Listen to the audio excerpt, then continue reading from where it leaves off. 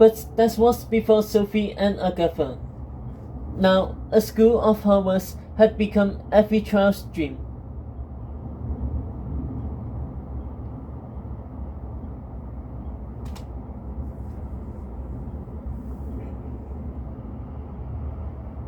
Statues of scenes from Sophie and Agatha's tale were built all over Gotherton.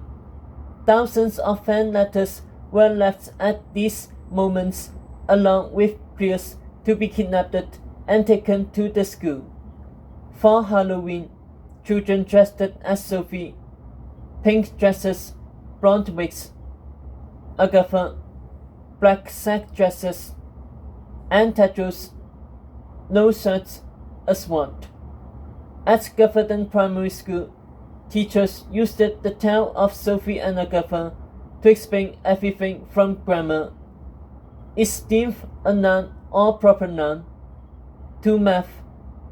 If there are 10 kids from each school in the trial by tale and 6 kids die during it, how many make it out alive? The annual Gotherton Fair became a school for good and evil theme park with a wish fish fortune-telling pool, flower ground roller coaster, trial by tale corn maze, Princess Uma's animal merry-go-round, and halfway bay wave pool.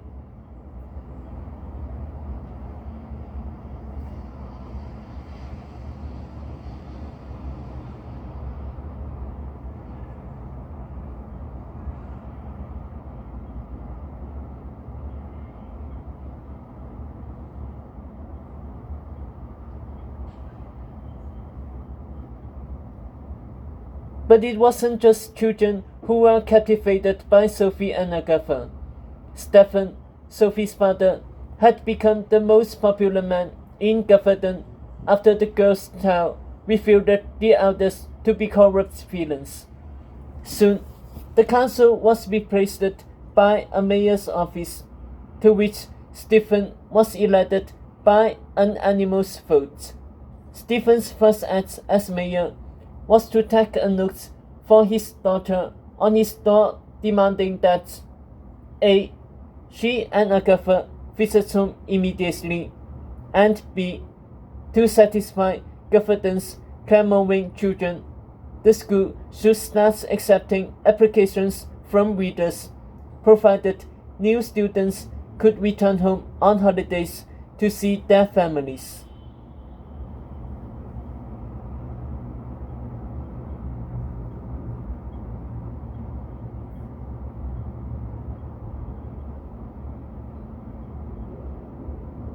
Nothing came of the first request.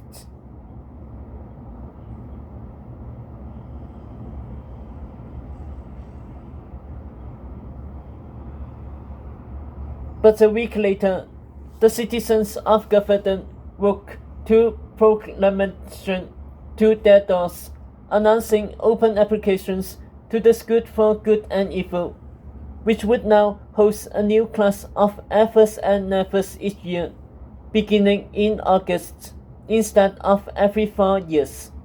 In addition, each household received a shiny new copy of the Ever Never Handbook, a guide to the School for Good and Evil, with rules, classes, uniforms, and most importantly, formal applications to the school itself, with questions such as, if you were marooned on a deserted island, what 3 things would you like to have? And if I were an animal, I would like to be a... Children eagerly filled out these forms and left them in sealed envelopes near the girls' statues, the envelopes piling up week after week like parchment mountains, until one night all the applications magically disappeared.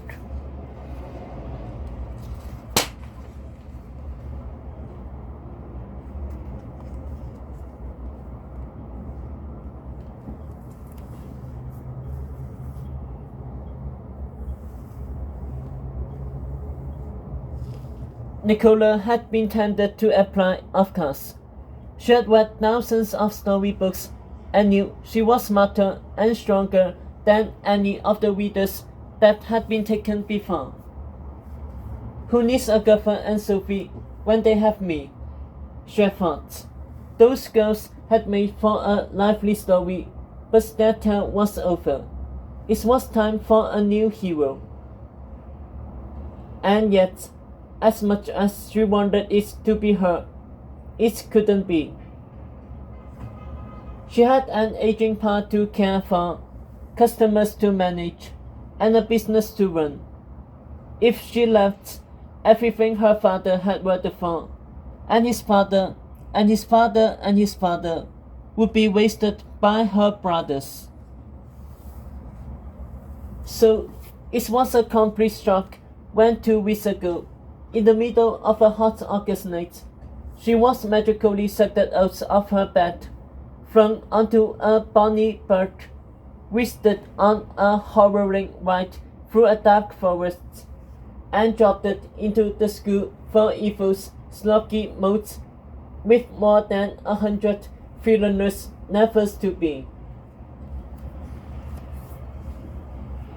Her stupid, no-good, nasty brothers, Gus and Gagan, must have filled out an application under her name. But there was no time to steal about it. The wolves were already whipping children onto shore. She had to get home. Pa was surely worried sick, but as she was shoved into a saggy black uniform and thrust books and a schedule, Nicola felt a sense of deja vu. She had read the tale of Sophie and Agatha so many times that she couldn't help but enjoy being in this world she knew so much about. Staying one day wouldn't hurt, would it? She wondered. If she did, she could explore places she had only known in a book, participate in challenges she already knew how to beat. Imagine, she might even get a glimpse of beautiful, perfect hearts. But she never got the chance. Evil didn't want her.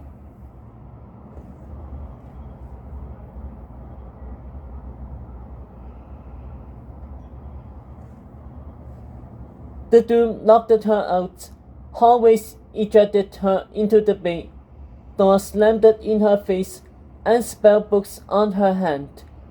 Everywhere she went the castle rebelled, until rooms started caving the moment she entered. She had no idea why any of this was happening. Yet, Dean Sophie held her personally responsible for the mess and marched her across the bridge to Professor Dovey in the school for good. But seeing the chaos Nicola had caused in Evil's castle, Dovey didn't want her either. She told Sophie that since Nicola had been delivered to Evil's door, she was Sophie's problem.